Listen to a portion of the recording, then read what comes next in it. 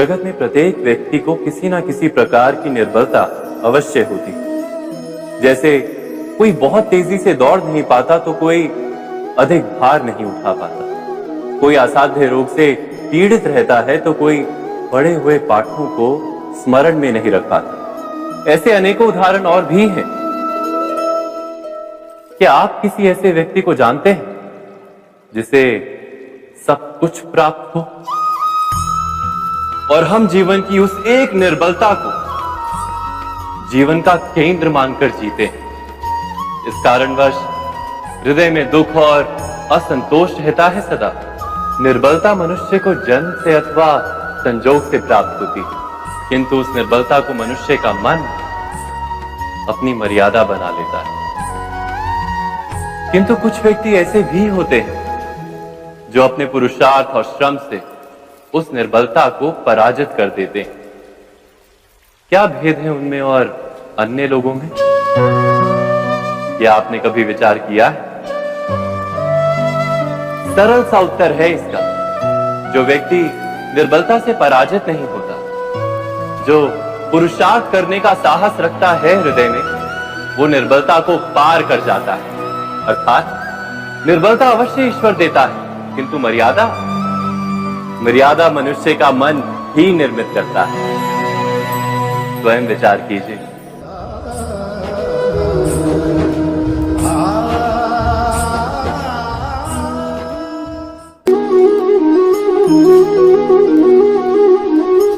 भविष्य का दूसरा नाम है संघर्ष। हृदय में आज इच्छा होती है और यदि पूर्ण नहीं हो पाती तो हृदय भविष्य की योजना बनाता है। भविष्य में इच्छा पूर्ण होगी ऐसी कल्पना करता रहता है, किंतु जीवन ना तो भविष्य में है ना अतीत में। जीवन तो इस क्षण का नाम, अर्थात इस क्षण का अनुभव ही जीवन का अनुभव।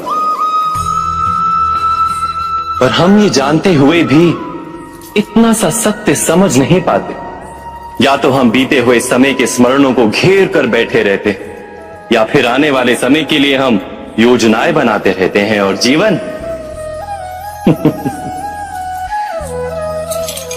जीवन बीत जाता है। एक सत्य यदि हम हृदय में उतार लें कि ना हम भविष्य देख सकते हैं, ना ही भविष्य निर्मित कर सकते हैं, हम तो केवल धैर्य और साहस के साथ भविष्य को आलिंगन दे सकते हैं, स्वागत कर सकते हैं भविष्य का। तो क्या जीवन का हर पल जीवन से नहीं भर जाएगा? स्वयं विचार कीजिए।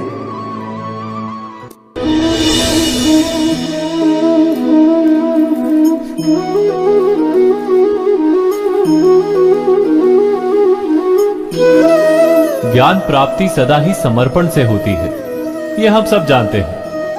किंतु समर्पण का वास्तविक महत्व क्या है? क्या हमने कभी विचार किया?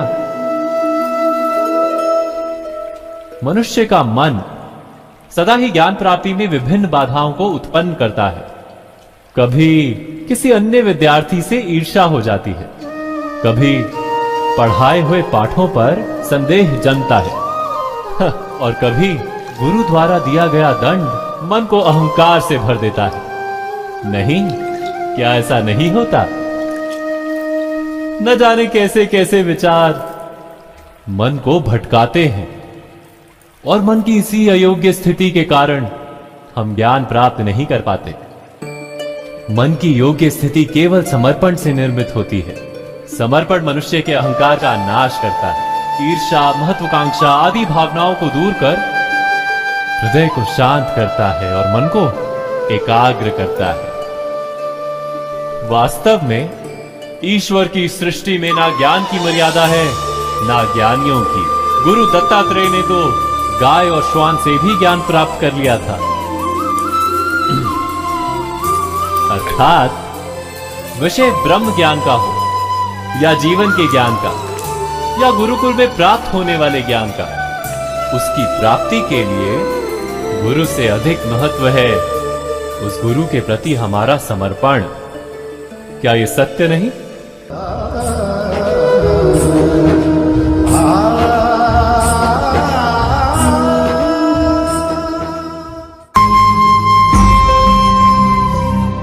प्रत्येक मनुष्य के जीवन में ऐसा क्षण अवश्य आता है जब सारे स्वप्न, सारी आशाएं, सारे दृश्य ध्वस्त हो जाते हैं। जीवन के सारे आयोजन ही बिखर जाते हैं।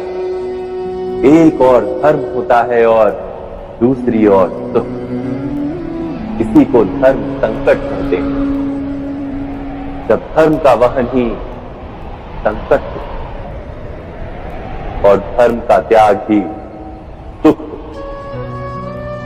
विचार कीजिए, कभी किसी स्वजन के विरुद्ध सत्य बोलने का अवसर प्राप्त हो जाता है, कभी ठीक दरिद्रता के समय सरलता से चोरी करने का मार्ग प्राप्त हो जाता है, कभी किसी शक्तिशाली राजनेता या राजा के कर्मचारी का अधर्म प्रकट हो जाता है। सबके जीवन में ऐसी घटना बनती ही रहती है। अधिकतर लोग ऐसे किसी क्षण को धर्म संकट के रूप में जान ही नहीं पाते। हमें किसी प्रकार के संघर्ष का अनुभव ही नहीं होता।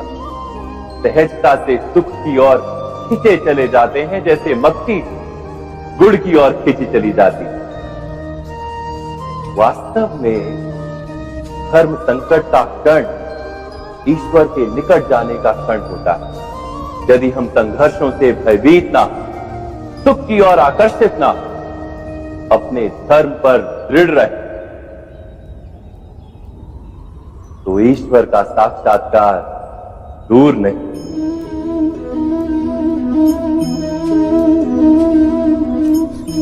पवन से युद्ध करने वाला पत्ता यदि पेड़ से गिरता है तो भी आकाश की ओर उठता है। पवन से झुकने वाली घास वही भूमि पर रह जाती है। अर्थात धर्म संकट से यदि हम संकट को ही टाल दें तो सुख तो मिलता है, जीवन बढ़ता है, किंतु क्या चरित्र नहीं टूटता? क्या आत्मा दरिद्र नहीं हो जाती? क्या ईश्वर से अंतर नहीं हो जाता? स्वयं विचार कीजिए। दो व्यक्ति जब निकट आते हैं तो एक दूसरे के लिए सीमाएं और मर्यादाएं निर्मित करने का प्रयत्न अवश्य करते हैं। हम यदि सारे संबंधों पर विचार करें तो देखेंगे कि इन सारे संबंधों का आधार यही सीमाएं हैं जो हम दूसरों के लिए निर्मित करते हैं। और यदि अनजाने में भी कोई अन्य व्यक्ति इन सीमाओं को तोड़ता है तो उसी क्षण हमारा हृदय क्रोध से भर जाता है। इन सीमाओं का वास्तविक रूप क्या है? क्या हमने कभी विचार किया? सीमाओं के द्वारा हम दूसरे व्यक्ति को निर्णय करने की अनुमति नहीं देते। अपना निर्णय उस व्यक्ति पर थोपते, अर्थात किसी की स्वतंत्रता का अस्वीकार करते हैं। और जब स्वतंत्रता का अस्वीकार किया जाता है तो उसका हृदय दुख से भर जाता है। और जब वो सीमाओं को तोड़ता है तो हमारा हृदय क्रोध से भर जाता है। क्या ऐसा नहीं होता?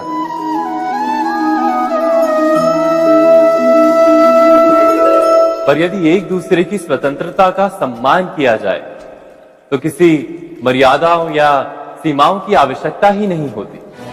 अर्थात जिस प्रकार स्वीकार किसी संबंध का देह है, क्या वैसे ही स्वतंत्रता किसी संबंध की आत्मा नहीं?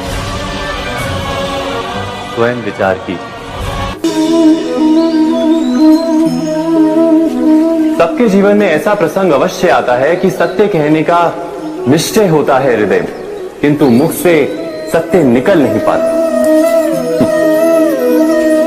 कोई भय मन को घेर लेता है।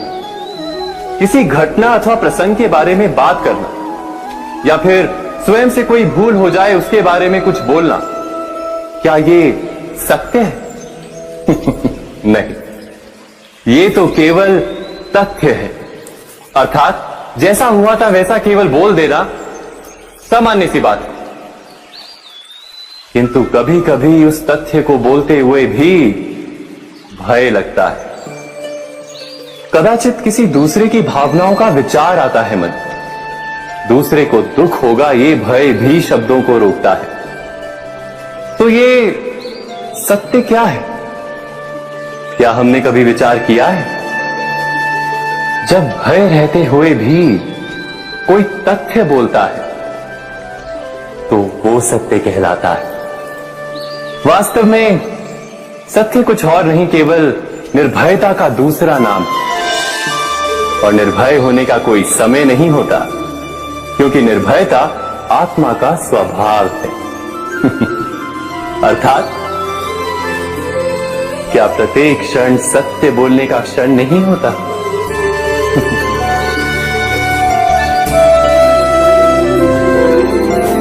स्वयं विचार कीजिए।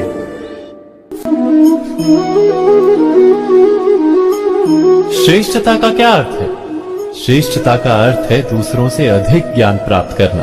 अर्थात मूल्य इस बात का नहीं कि स्वयं कितना ज्ञान प्राप्त किया, मूल्य इस बात का है कि प्राप्त किया हुआ ज्ञान अन्य लोगों से कितना अधिक है। अर्थात श्रेष्ठता की इच्छा ज्ञान प्राप्ति को भी एक स्पर्धा बना देती है। और स्पर्धा में विजय अंतिम कब होती है?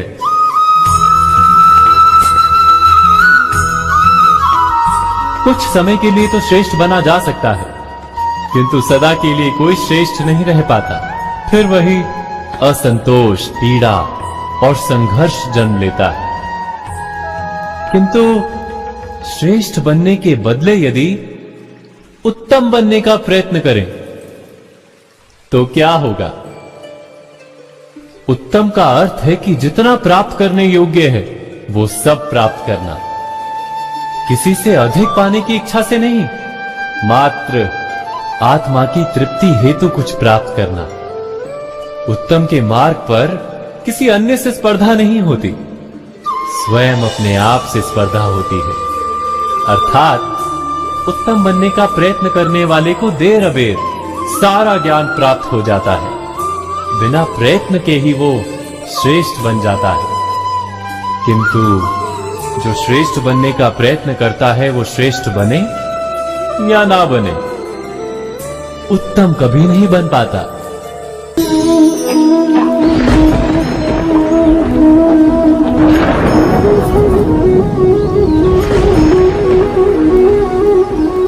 सपनों और पूर्वाभासों के आधार पर हम भविष्य के सुख दुख की कल्पना करते हैं। भविष्य के दुख का कारण दूर करने के लिए हम आज योजना बनाते हैं। किंतु कल के संकट को आज निर्मूल करने से हमें लाभ मिलता है या हानि पहुंचती है? ये प्रश्न हम कभी नहीं करते।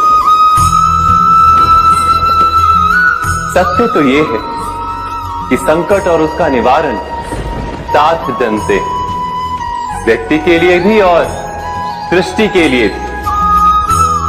नहीं, आप अपने भूतकाल का स्मरण कीजिए, इतिहास को देखिए, आप तुरंत ही ये जान पाएंगे कि जब जब संकट आता है तब तब उसका निवारण करने वाली शक्ति भी जन्म लेती है। यही तो जगत का चलन है। वस्तुतः संकट ही शक्ति के जन्म का कारण है। प्रत्येक व्यक्ति जब संकट से निकलता है तो एक पद आगे बढ़ा होता है, अधिक चमकता है, आत्मविश्वास से अधिक भरा होता है, न केवल अपने लिए अपितु विश्व के लिए भी। क्या ये सत्य नहीं? वास्तव में संकट का जन्म है एक अवसर का जन्म, अपने आप को बदलने का, अपने विचारों को ऊंचाई पर करने का अवसर, अपनी आत्मा को बलवान और ज्ञान मंडित बनाने का अवसर। जो ये कर पाता है उसे कोई संकट नहीं होता, किंतु जो ये नहीं कर पाता वो तो स्वयं एक संकट है विश्व के लिए। विचार कीजिए।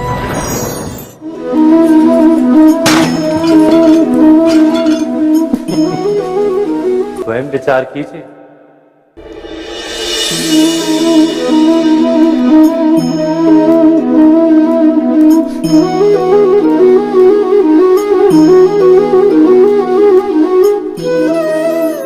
जीवन का हर क्षण निर्णय का क्षण होता है। प्रत्येक पद पर दूसरे पद के विषय में कोई निर्णय करना ही पड़ता है और निर्णय अपना प्रभाव छोड़ जाता है। आज किए गए निर्णय भविष्य में सुख अथवा दुख निर्मित करते हैं, ना केवल अपने लिए, अपने परिवार के लिए भी, आने वाली पीढ़ियों के लिए भी। जब कोई दुविधा सामने आती है तो मन व्याकुल हो जाता है, अनिश्चय से भर जाता है। निर्णय का वो क्षण युद्ध बन जाता है और मन बन जाता है युद्ध भूमि। अधिकतर निर्णय हम दुविधा का उपाय करने के लिए नहीं, केवल मन को शांत करने के लिए लेते हैं। पर क्या कोई दौड़ते हुए भोजन कर सकता है? नहीं।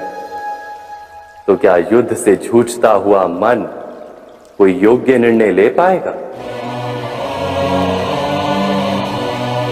वास्तव में शांत मन से जब कोई निर्णय करता है तो अपने लिए सुखद भविष्य बनाता है, किंतु अपने मन को शांत करने के लिए जब कोई निर्णय करता है तो वो व्यक्ति भविष्य में अपने लिए कांटों भरा वृक्ष लगाता है।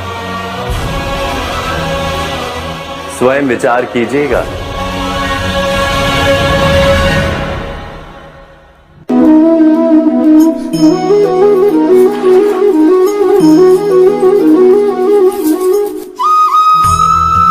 जीवन में आने वाले संघर्षों के लिए जब मनुष्य स्वयं को योग्य नहीं मानता, जब उसे अपने ही बल पर विश्वास नहीं रहता, तब वो सद्गुणों को त्याग कर दुर्गुणों को अपनाता है। वस्तुतः मनुष्य के जीवन में दुर्जनता जन्म ही तब लेती है जब उसके अंतर में आत्मविश्वास नहीं होता। आत्मविश्वास ही अच्छाई को धारण करता है। ये आत्मविश्वास है क्या?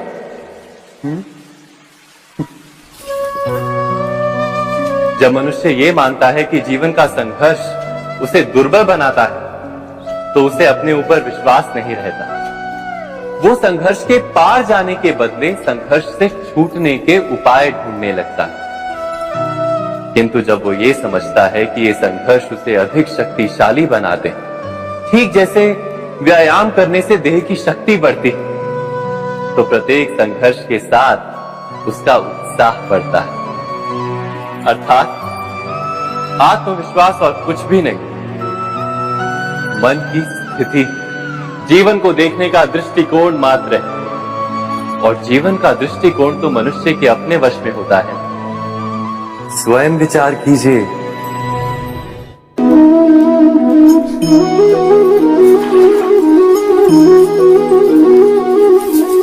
पिता सदा ही अपने संतान के सुख की कामना करते, उनके भविष्य की चिंता करते रहते। इसी कारणवश सदा ही अपने संतानों के भविष्य का मार्ग स्वयं निश्चित करने का प्रयत्न करते रहते। जिस मार्ग पर पिता स्वयं चला है, जिस मार्ग के कंकर पत्थर को स्वयं देखा है, मार्ग की छाया, मार्ग की धूप को स्वयं जाना है, उसी मार्ग पर उसका पुत्र भी चले, यही इच्छा रहती है हर पिता की। निस्संदेह उत्तम भावना है ये। किंतु 3 प्रश्नों के ऊपर विचार करना हम भूल ही जाते। कौन से प्रश्न? प्रथम प्रश्न, क्या समय के साथ प्रत्येक मार्ग बदल नहीं जाते? क्या समय सदा ही नई चुनौतियों को लेकर नहीं आता? तो फिर बीते हुए समय के अनुभव नई पीढ़ी को किस प्रकार लाभ दे सकते हैं? दूसरा प्रश्न, क्या प्रत्येक संतान अपने माता पिता की छवि होता है? हाँ, संतानों को संस्कार तो अवश्य माता पिता देते हैं, किंतु भीतर की क्षमता तो ईश्वर देते हैं। तो जिस मार्ग पर पिता को सफलता मिली है, विश्वास है कि उसी मार्ग पर उसकी संतानों को भी सफलता और सुख प्राप्त होगा। तीसरा प्रश्न, क्या जीवन के संघर्ष और चुनौतियां लाभकारी नहीं होती? क्या प्रत्येक नया प्रश्न एक नए उत्तर का द्वार नहीं खोलता? तो फिर संतानों को नए नए प्रश्नों, संघर्षों और चुनौतियों से दूर रखना, ये उनके लिए लाभ करना कहलाएगा या हानि पहुंचाना? अर्थात जिस प्रकार संतान के भविष्य का निर्माण करने के बदले उसके चरित्र का निर्माण करना श्रेष्ठ है, वैसे संतानों के जीवन का मार्ग निश्चित करने के बदले उन्हें नए संघर्षों के साथ जूझने के लिए मनोबल व ज्ञान देना अधिक लाभदायक नहीं होगा? स्वयं विचार कीजिए। मनुष्य की सबसे बड़ी दुर्बलता क्या होती है? सोचिए। धन, प्रेम, अहंकार। मनुष्य की सबसे बड़ी दुर्बलता होती है उसके रहस्य। चाहे आप कितने भी शक्तिशाली क्यों ना हो, कितने भी प्रबल क्यों ना हो, परंतु उसके रहस्य उसके नाश की चाबी होती है। इसलिए यदि प्रबल रहना है, शक्तिशाली रहना है, समर्थ रहना है, तो अपने रहस्य को किसी को भी ना बताए, ना मित्र को और ना ही शत्रु को, क्योंकि समय पड़ने पर कब कौन शत्रु हो जाए ऐसा कहना संभव नहीं। विभीषण को रावण के अमृत कुंड का ज्ञात था, इसीलिए प्रभु श्री राम रावण का वध करने में सफल हो सके। इसलिए उचित यही है कि आप अपने रहस्य को स्वयं तक ही सीमित रखें। मनुष्य जीवन की परीक्षा में सफल होने के लिए क्या नहीं करता? वो परिश्रम करता है, दौड़ भाग करता है, और ये सब करने के पश्चात भी जब उसका काम नहीं बनता तो वो नकल करता है ना? तनिक लौटिए अपने बचपन में, स्मरण कीजिए अपने बचपन की स्मृतियों का। क्या स्मरण हुआ? विद्यालय में जब आप परीक्षा देने जाते थे तो क्या होता था? आप ना सही, परंतु कोई ना कोई सफलता पाने के लिए नकल करता ही था और उत्तीर्ण भी हो जाता था, है ना? परंतु जीवन की परीक्षा ऐसी नहीं होती। नकल करने वाला सफल नहीं होता। कारण विद्यालय में सबके प्रश्न पत्र एक होते थे, परंतु जीवन के प्रश्न पत्र और उनकी कठिनाई सबके लिए भिन्न होती, तो निश्चित रूप से उनके उत्तर भी भिन्न होंगे ना। इसलिए यदि आपको जीवन में सफलता पानी है तो नकल ना कीजिए, स्वयं के प्रश्नों का उत्तर स्वयं ढूंढिए और सफलता आपकी ही होगी। मनुष्य का जीवन हार और जीत, विजय और पराजय, सफलता और असफलता के मध्य झूलता रहता है। आपके साथ भी ऐसा होता होगा, है ना? जब आप सफल होते हैं, किसी चुनौती पर विजय पाते हैं, तो मन प्रसन्नता से आनंद के उपवन में झूमने लगता है, और जब आप असफल होते हैं तब मन दुख और पीड़ा के सागर में डूबने लगता है। परंतु वास्तव में सफलता और असफलता है क्या? तनिक ध्यान से सोचिए। ये केवल हमारी मनोस्थिति मात्र है। हमारी पराजय तब नहीं होती जब हमारा शत्रु विजय प्राप्त कर ले। हमारी पराजय तब होती है जब हम पराजय स्वीकार करें। हम असफल तब नहीं होते जब हम लक्ष्य न पा सके।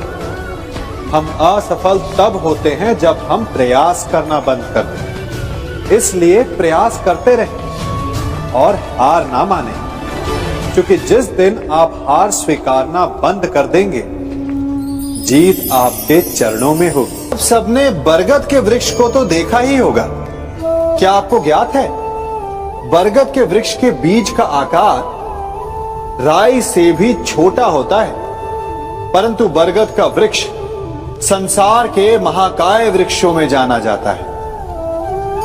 जब उसका जन्म होता है तब उसमें वो जटाएं, वो शाखाएं नहीं होती, परंतु जैसे जैसे उसका विस्तार होता है, जैसे जैसे वो अधिक शाखाओं का भार उठाता है, अधिक पत्तियों का सृजन करता है, वैसे वैसे उसकी शाखाएं जटाएं बनकर जड़ तक पहुंचती है और इस वृक्ष को सहारा देती है। ये जीवन का बहुत महत्वपूर्ण पथ है। बिना लोभ लालच शुभ कार्य करें, अन्य लोगों की सहायता करें। धीरे धीरे आपने जिनकी सहायता की वो आपके सहायक बनते जाएं, आपकी जड़ों को और बलशाली बनाएंगे, आयु मान और आकार बढ़ाएंगे। सहजीवन, सहायता और निष्काम कर्म आपको मृत्यु के पश्चात भी मरने नहीं देगा, आपको अमर रखेगा। हमारा शरीर प्रकृति का एक महान आविष्कार है। इससे जटिल संरचना संसार में और कोई नहीं। हमारा शरीर जितना जटिल है, यदि इसे ठीक से जाना जाए तो इससे अधिक सरल ज्ञान देने वाला और कोई नहीं। हमारे शरीर में 5 इंद्रियां होती हैं जो हमें भाव, गुण और वस्तुओं का बोध कराती हैं। हमारे पास आंखें हैं, नाक है, स्पर्श के लिए त्वचा है, कान है और जीभा है। सबका भिन्न भिन्न कार्य है। आंखों से देखना, कानों से सुनना, नथनों से श्वास लेना, त्वचा से स्पर्श करना और जीभा से स्वाद लेना। परंतु क्या आपने कभी सोचा कि प्रकृति ने हमें 2 आंखें दी, 2 नथने दी, 2 कान दी, स्पर्श के लिए ये पूरा शरीर दिया, परंतु जीभा केवल 1 दी? ऐसा क्यों? क्योंकि प्रकृति चाहती है कि हम देखें अधिक, सुने अधिक और ज्ञान अधिक अर्जित करें, बोले कम। क्योंकि अधिक वाचाल नाश को निमंत्रण देता है। स्मरण रखिएगा।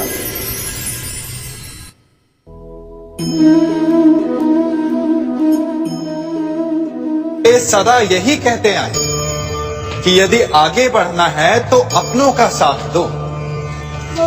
सत्य कहते हैं, अपनों का साथ देना ही चाहिए, परंतु साथ देने से पूर्व ये अवश्य पहचान लेना चाहिए कि अपने हैं कौन। क्या अपने वही होते हैं जिनके साथ हमारा रक्त संबंध होता है, या अपने मित्र? अपने वो होते हैं जो हमें सद्कार्य के लिए प्रेरित करें, हमें आगे बढ़ाएं, हमारा साथ दें। और वो जिनका साथ देने से समाज का नाश, धर्म की हानि, वो सगे हो करके भी सगे नहीं होते। इसलिए जब अपनों की परिभाषा का चुनाव करें तो उन्हें अपना माने जो आपका साथ दे, उन्हें नहीं जो हमें अज्ञान के मार्ग पर ले जाएं।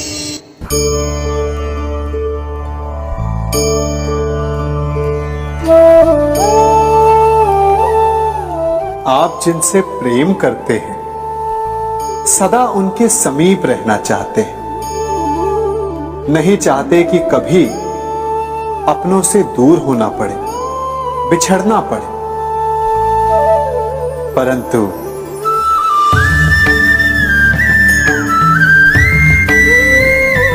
एक समय के पश्चात अपनों से दूर हो जाना उन्नति के लिए आवश्यक है। आप माता पिता हैं।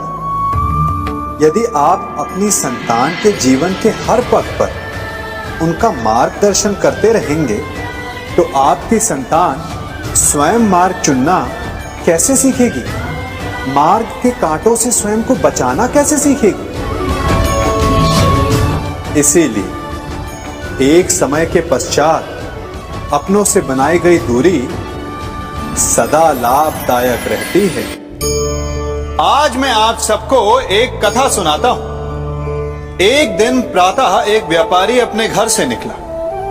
घर से निकलते ही एक बिल्ली ने उस व्यापारी का मार्ग काट दिया। व्यापारी घबरा गया, वो फिर से घर लौट गया और शुभ घड़ी की प्रतीक्षा करने लगा। और जब वो पुनः अपने घर से निकला तब वो वाहन जा चुका था जिससे राजा तक पहुंचकर उसे भेंट देनी थी। राजा को भेंट नहीं मिली। राजा क्रोधित हो गए। राजा ने उस व्यापारी का व्यापार बंद करवा दिया। इस कारण व्यापारी क्रोधित होकर घर पर अपनी पत्नी से लड़ बैठा। पत्नी अपने बच्चों समेत मैके वापस चली गई और उस व्यापारी के जीवन में यदि कुछ रह गया था तो केवल अंधकार। और इन सब का कारण वो उस बिल्ली को मानता रहा जिसने उसका मार्ग काटा था। ऐसा ही एक दूसरा व्यापारी राजा को भेंट देने निकला और उस व्यापारी का मार्ग भी एक बिल्ली ने काट दिया। वो व्यापारी तनिक घबराया, परंतु उसने आगे बढ़ना अधिक उचित समझा। राजा तक वो समय पर पहुंचा। उसने राजा को भेंट दी। राजा प्रसन्न हुए और राजा ने व्यापारी को अपना व्यापार बढ़ाने की अनुमति दी, स्वर्ण आभूषण दी। जब व्यापारी घर पर पहुंचा तो पत्नी को आभूषण और अपने बच्चों को देने के लिए वस्त्र थे उसके पास। हर ओर प्रसन्नता थी।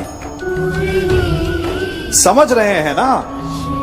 दोनों के साथ एक ही प्रकार की घटना हुई, परंतु दोनों की प्रतिक्रिया भिन्न थी। ऐसा ही हमारा जीवन भी है। हमारे जीवन में प्रारब्ध का अपना स्थान है, परंतु उससे कई अधिक महत्वपूर्ण हमारी प्रतिक्रिया, हमारे सोच का प्रभाव है, क्योंकि यही हमारे जीवन को आकार देते हैं। इसलिए अपनी सोच को सकारात्मक रखिए। आपका जीवन सदैव आनंदमय।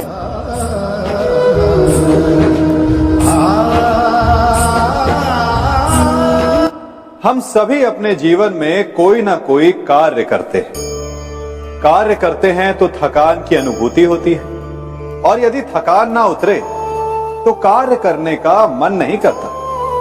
हम आशा करते हैं कि कदाचित एक दिन में 24 के स्थान पर 26 घंटे होते तो आराम करने के लिए हमें और अधिक समय मिल जाता।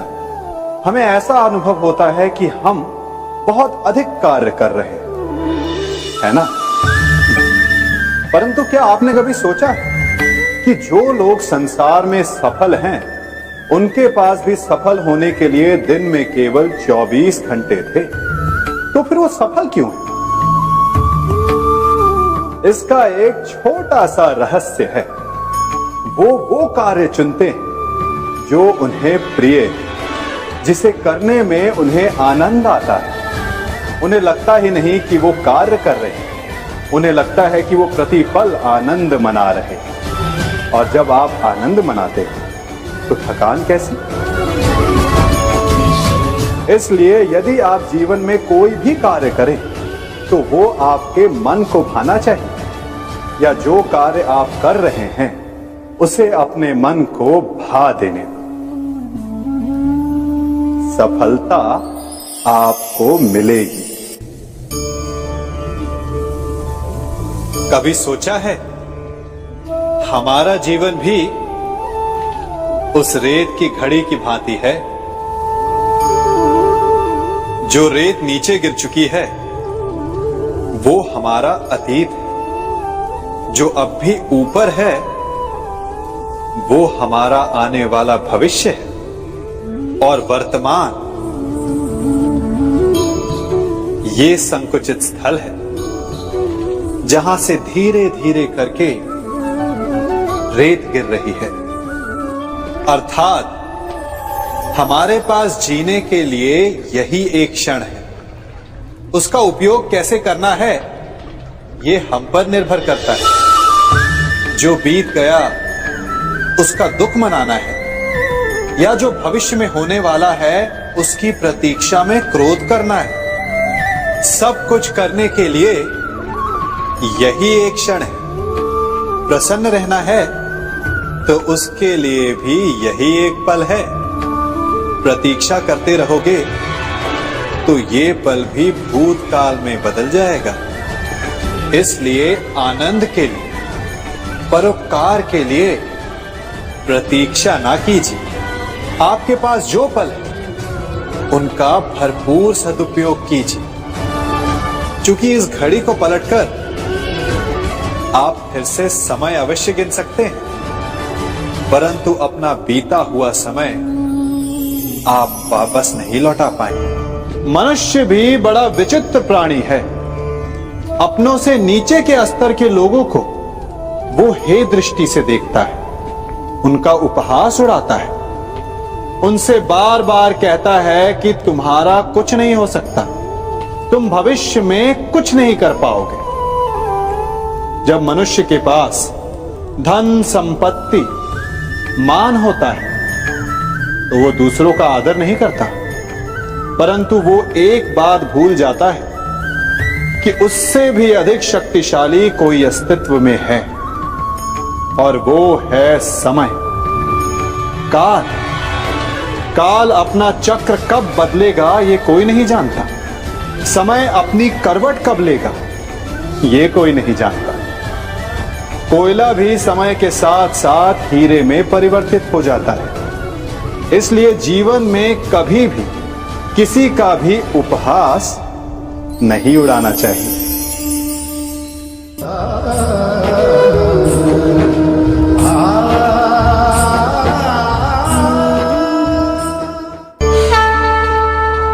गर्व, अभिमान और अहंकार, ये तीनों सुनने में एक जैसे लगते हैं, परंतु तीनों का अर्थ भिन्न होता है और परिणाम भी। तीनों का आरंभ प्रेम से होता है।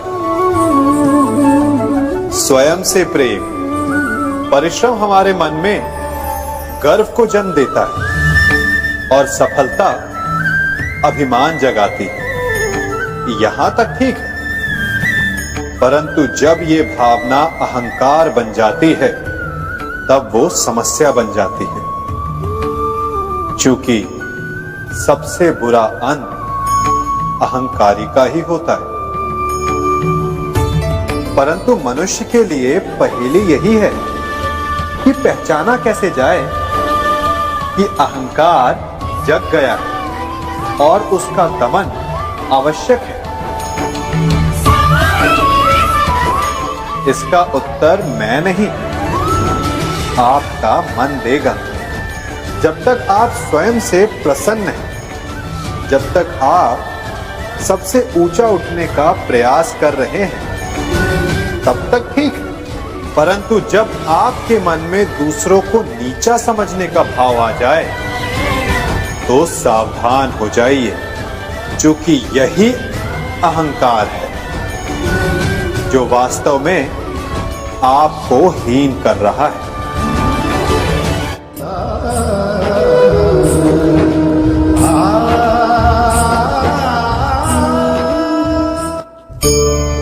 आज मैं आप सबको एक कहानी सुनाता हूं। एक दिन गोकुल में दो व्यापारी आए। एक व्यापारी शहद का था, बड़ा मीठा शहद था उसका, परंतु वो गोकुल में टिक नहीं पाया। उसके व्यापार ने घाटा खाया और शीघ्र ही वो गोकुल छोड़कर चला गया। और दूसरा व्यापारी मिर्च का था। पहले दिन वो एक पोटली लाया और दूसरे ही दिन वो पूरी बैलगाड़ी भर कर लाया, और धीरे धीरे पूरी मथुरा में उसकी धाक जम गई। मुझे बड़ा आश्चर्य हुआ, तो मैंने बाबा से पूछा कि ऐसा क्यों कि एक मीठे शहद का व्यापारी कंगाल हो गया और एक मिर्च का व्यापारी धीरे धीरे नगर सेठ बन गया। बाबा मुस्कुराए और उन्होंने कहा कि मीठी बोली बोलने वाले की तीखी मिर्च भी बिक जाती है, और जो कड़वी बोली बोलता है उसका मीठा शहद भी नहीं बिकता। वाह, कितने उत्तम विचार हैं उनके, और उचित ही है। मनुष्य अपने जीवन में सदैव अपने वचनों से उठता है और अपने वचनों से ही गिरता है। इसलिए अपने जीवन में सदैव मीठी बोली बोलने का प्रयास कीजिए, आपका जीवन सरल हो जाएगा।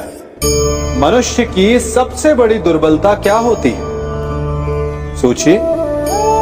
धन, प्रेम, अहंकार। मनुष्य की सबसे बड़ी दुर्बलता होती है उसके रहस्य। चाहे आप कितने भी शक्तिशाली क्यों ना हो, कितने भी प्रबल क्यों ना हो, परंतु उसके रहस्य उसके नाश की चाबी होती है। इसलिए यदि प्रबल रहना है, शक्तिशाली रहना है, समर्थ रहना है, तो अपने रहस्य को किसी को भी ना बताए, ना मित्र को और ना ही शत्रु को, क्योंकि समय पड़ने पर कब कौन शत्रु हो जाए ऐसा कहना संभव नहीं। विभीषण को रावण के अमृत कुंड का ज्ञात था, इसीलिए प्रभु श्री राम रावण का वध करने में सफल हो सके। इसलिए उचित यही है कि आप अपने रहस्य को स्वयं तक ही सीमित रखें।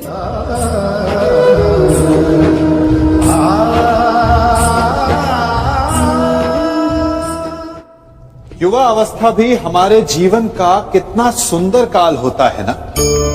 बाहु में बल, मन में कुछ बड़ा कर जाने की चाह, आंखों में भविष्य के सुंदर और कोमल सपने। और इसी अवस्था में मनुष्य के भीतर पनपता है प्रेम।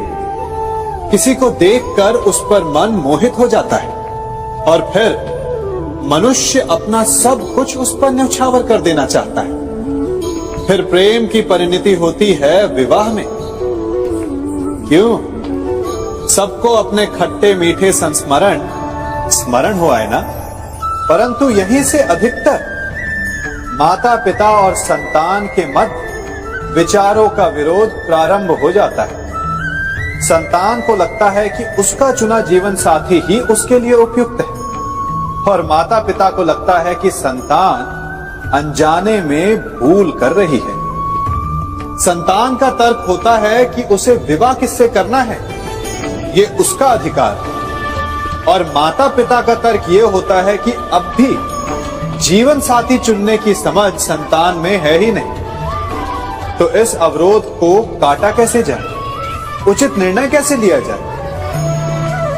इसका एक ही मार्ग है, अपने उत्तरदायित्व का भान और अपनों से बड़ों के मापदंडों का भान। विवाह करने से पूर्व ये जान लेना आवश्यक है कि विवाह केवल अपने प्रेम को पाने का मार्ग नहीं है, अपितु विवाह से जीवन का एक नया द्वार भी खुलता है, और हर नए जीवन के साथ नए उत्तरदायित्व भी होते हैं।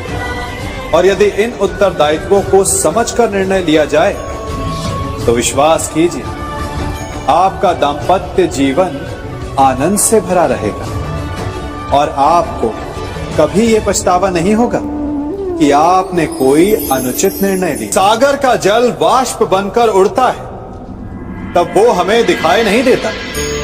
मेघ उस जल को अपने भीतर छिपा लेते हैं, लंबी यात्रा करते हैं, प्रयास करते हैं कि वो जल सदा उनके भीतर छिपा रहे। परंतु जब वायु का वेग उन्हें उड़ाकर किसी पर्वत से ले जाकर के टकरा देता है, तब उन मेघों को बरसना ही पड़ता है, क्योंकि यही नियति है, यही प्रकृति है। क्योंकि जल को सागर में जाकर मिलना ही है। ठीक ऐसा ही हमारे साथ भी होता है। हम सत्य अपने मन के मेघों में चाहे जितना छिपाने का प्रयास कर लें, परंतु समय की आंधी उसे वास्तविकता के पर्वत से ले जाकर के टकराकर हमारे समक्ष ले ही आती है। जिस भय के कारण आप सत्य को सामने नहीं लेकर आना चाहते, एक दिन वही भय हमारे समक्ष आकर खड़ा हो जाता है और फिर हम लाचार हो जाते हैं, क्योंकि हमने उस भय का सामना करने की तैयारी नहीं की होती। इसलिए सत्य से भागे नहीं, उसे छिपाए भी नहीं, उसे स्वीकार करें। भविष्य की बड़ी विपत्ति से बच जाएंगे।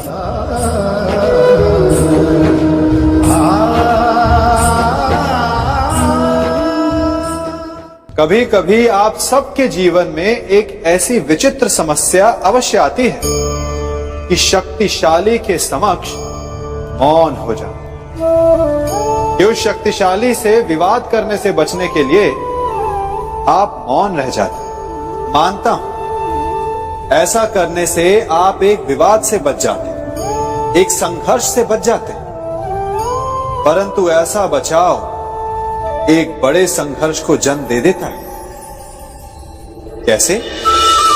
हमारा मौन रहना अनजाने में उसका समर्थन बन जाता है और वो स्वयं को अधिक शक्तिशाली अनुभव करता है और यहां से हमारा दमन प्रारंभ हो जाता है। एक के बाद एक हम अन्याय में अनचाहे रूप से सम्मिलित होते चले जाते हैं।